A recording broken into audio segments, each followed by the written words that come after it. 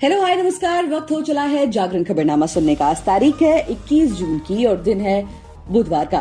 चलिए आपको बताते हैं आज दिन भर की तमाम बड़ी खबरें, लेकिन उससे पहले एक नजर सुर्खियों पर। केरल सरकार ने जारी किया सर्कुलर, मैरिज रजिस्ट्रेशन के वक्त धर्म बताना जरूरी नहीं। महबूबा बोली अमरनाथ यात्रियों की सेवा करें पार्टी वर्कर्स, ये कश्मीरियत दिखाने का सुनहरा मौका। 1 जुलाई से शुरू होगी तीर्थ यात्रा। मणिपुर में मंगलवार रात फिर हुई फायरिंग, सेना ने प्रतिबंधित संगठन के 4 लोगों को गिरफ्तार किया। इंटरनेट 25 जून तक बैन। नेवी ने 10 देशों में ओशन रिंग बनाई। 19 जहाजों पर 3500 नौसैनिक 35,000 किलोमीटर चले। मोदी से मिलकर मस्क बोले मैं उनका फैन, कहा भारत में बिजनेस का स्कोप बाकी देशों से ज्यादा। भारत ने यूएन में आतंकी साजिद मीर का ऑडियो सुनाया। मुंबई हमले में आतंकियों को निर्देश दे रहा था। ट्विटर को देश का कानून मानना ही होगा। जॉर्सी के भारत पर लगाए आरोपों पर मस्क बोले कानून नहीं माना तो हमें बंद कर देंगे। क्लैट यूजी एग्जाम के पैटर्न में बदलाव, कम हुई प्रश्नों की संख्या, 150 के बजाय पूछे जाएंगे 120 सवाल। आदि पुरुष बैन मामले पर हाईकोर्ट का जल्द सुनवाई से इनकार, 30 जून को किया जाएगा विचार। वर्ल्ड कप के 2 वेन्यू बदलवाने की पाकिस्तान की मांग खारिज। ऑस्ट्रेलिया से चेन्नई, अफगानिस्तान के साथ बेंगलुरु में खेलना चाहता था। अब खबरें विस्तार से। केरल में अब मैरिज रजिस्ट्रेशन के वक्त कोई भी रजिस्ट्रार धर्म के बारे में नहीं पूछ सकेगा। राज्य सरकार ने इसको लेकर एक सर्कुलर जारी किया, जिसमें रजिस्ट्रेशन के वक्त सिर्फ उम्र और शादी के प्रूफ ही मांगे जाएंगे।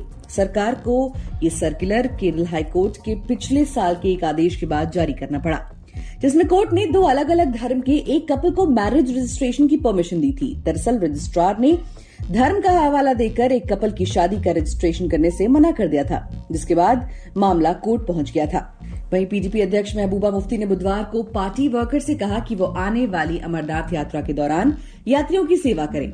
उन्होंने कहा ये तीर्थ यात्रा देश को कश्मीरियत की याद दिलाने का सुनहरा मौका है। हमने पार्टी के वर्कर्स और एक्टिविस्ट को अमरनाथ यात्रा में सहयोग देने के लिए कहा है। महबूबा ने पार्टी मीटिंग के बाद कहा कि ये यात्री हमारे मेहमान हैं। हमारी परंपरा के मुताबिक उनकी देखभाल करने में कोई भी कमी नहीं होनी चाहिए। उनका स्वागत कीजिए, उनकी हर संभव सहायता कीजिए और यात्रा को सफल बनाइए। अमरनाथ यात्रा 1 जुलाई से शुरू होगी और 31 अगस्त तक चलेगी। वहीं मणिपुर में 3 मई से शुरू हुआ हिंसा का दौर मंगलवार को भी शांत नहीं हुआ।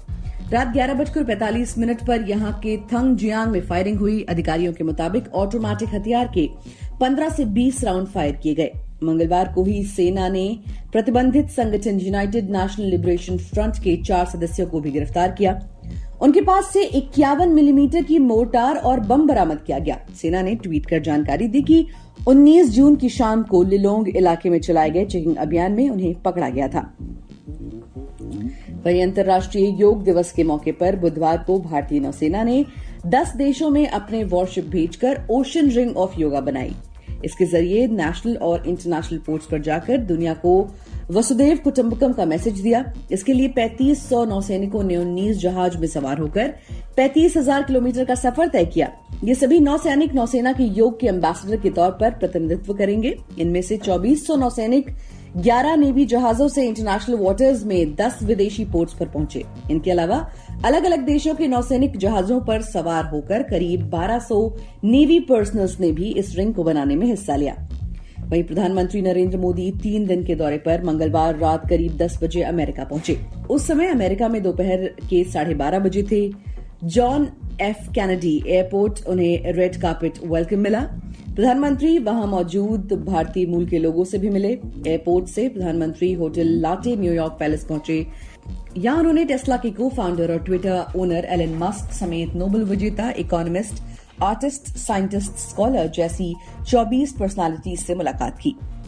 वहीं यूनाइटेड नेशन सिक्योरिटी काउंसिल में भारत ने 26/11 हमले में वांटेड लश्कर के आतंकी साजिद मीर का ऑडियो जारी किया है। इसमें वो मुंबई हमले में शामिल पाकिस्तानी आतंकियों को निर्देश दे रहा था। अमेरिका ने कल यानी 20 जून को काउंसिल की बैठक में साजिद मीर को ग्लोबल टेररिस्ट घोषित करने का प्रस्ताव रखा था। भारत इसका सह प्रस्तावक था। चीन ने यूएन काउंसिल की 1267 कमेटी यानी कि अलकायदा और तालिबान पर प्रतिबंध करने के लिए बनी समिति की मीटिंग में लाए गए अमेरिका और भारत के इस प्रस्ताव पर रोक दिया था। बुधवार को भारतीय विदेश मंत्रालय के जॉइंट सेक्रेटरी प्रकाश गुप्ता ने इस पर भारत का पक्ष रखते हुए यूएन असेंबली में आतंकी का ऑडियो सुनाया। वहीं ट्विटर के बॉस एलन मस्क ने कहा उनकी कंपनी के पास स्थानीय सरकारों की बात मानने के अलावा कोई विकल्प नहीं है। अगर हमारे कानूनों का पालन नहीं करेंगे तो हमें बंद कर दिया जाएगा। प्रधानमंत्री नरेंद्र मोदी से मुलाकात के बाद एलन मस्क मीडिया से बात कर रहे थे। इस दौरान उन्होंने ट्विटर के पूर्व सीईओ जैक डॉर्सी के आरोपों पर पूछे गए सवाल का जवाब दिया। बीते दिनों जैक डॉर्सी ने एक यूट्यूब चैनल के show breaking point with Krystal and Sagar में कहा था कि किसान आंदोलन के दौरान कई पत्रकारों के अकाउंट ब्लॉक करने का दबाव बनाया था। ऐसा नहीं करने पर ट्विटर बैन करने की धमकी दी गई थी। एम्प्लॉयज के घर पर छापे मारे गए। उन्होंने कहा था कि ये सब भारत में हुआ, जो कि लोकतांत्रिक देश है। वहीं consortium of national law universities ने अंडर ग्रेजुएट प्रोग्राम में एडमिशन लेने के लिए होने वाली क्लैट प्रवेश परीक्षा 2024 के पैटर्न में बदलाव किया है। नए पैटर्न के मुताबिक कुल प्रश्नों की संख्या घटा दी गई है। ये बदलाव केवल यूजी कोर्सेज के लिए किए गए हैं। पीजी कोर्सेज में एडमिशन लेने के लिए आयोजित होने वाली क्लैट पीजी परीक्षा 2024 में किसी प्रकार का कोई बदलाव नहीं किया गया है। इस तरह अब एग्जाम को छात्रों के लिए ज्यादा बेहतर बनाया गया है।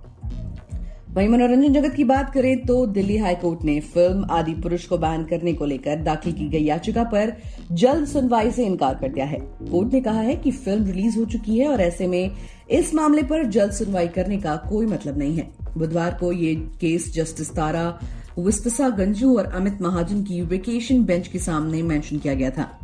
काउंसिल ने कहा कि फिल्म ने इंडिया के इंटरनेशनल रिलेशंस पर भी असर डाला है। नेपाल ने भी इस फिल्म को बैन कर दिया है और फिल्म रिलीज भी हो चुकी है, तो इस मामले में कोई जल्दबाजी नहीं है। इस पर 30 जून को विचार किया जाएगा। वहीं खेल जगत की बात करें तो पाकिस्तान 2024 वनडे वर्ल्ड कप में अपनी 2 लीग मैच की जगह बदलवाना चाहता था, लेकिन रिपोर्ट्स के मुताबिक आईसीसी और बीसीसीआई ने उसकी ये मांग खारिज कर दी है। मांग खारिज करने का आधार यह है कि पाकिस्तान ने ये नहीं बताया था कि वो वेन्यू क्यों बदलना चाहता है। पाकिस्तान क्रिकेट बोर्ड ने इंटरनेशनल क्रिकेट काउंसिल से जिन 2 मैचों की जगह बदलने की गुजारिश की थी, उनमें संभावित शेड्यूल के मुताबिक 20 अक्टूबर को बेंगलुरु में ऑस्ट्रेलिया से मुकाबला होना था। दूसरा मैच 23 अक्टूबर को अफगानिस्तान के साथ चेन्नई में होना था। पाकिस्तान बेंगलुरु में अफगानिस्तान और चेन्नई में ऑस्ट्रेलिया के खिलाफ खेलना चाहता था। इसी के साथ आज के लिए फिलहाल इतना ही। देश और दुनिया की बाकी खबरों को जानने के लिए सुनते रहिए जागरण खबरनामा।